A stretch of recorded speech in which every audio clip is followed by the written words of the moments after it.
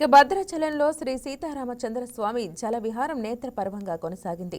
తెలుగు రాష్ట్రాల నుంచి తరలివచ్చిన భక్తులు గోదావరి కరకట్ట ఇసుక తిన్నెలపై జై శ్రీరామ్ జై జై శ్రీరామ్ అంటూ హర్షధ్వానాలు చేస్తుండగా సీతారాములు నదీ విహారం చేశారు. ఏటా ముక్కోటి ఏకాదశి పర్వదినం నాడు గోదావరి నదిలో హంసాలంకృత తెప్పపై సీతారామచంద్ర స్వామిని విహరించడం సాంప్రదాయంగా వస్తోంది. 5 పర్యాయాలు హంసాలంకృత తెప్పపై స్వామివారి జలవిహారం చూడముచ్చటగా కొనసాగింది.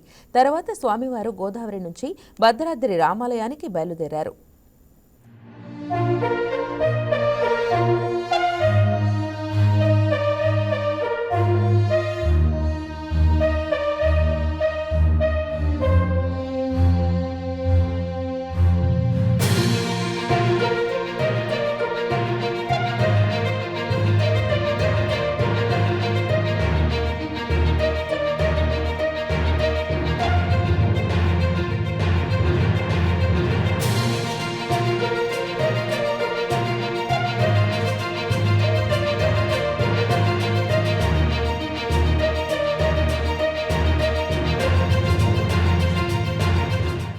ఈ వీడియో మీకు నచ్చినట్లయితే లైక్ చేయండి, షేర్ చేయండి, మా ఛానల్కి సబ్స్క్రైబ్ చేయండి.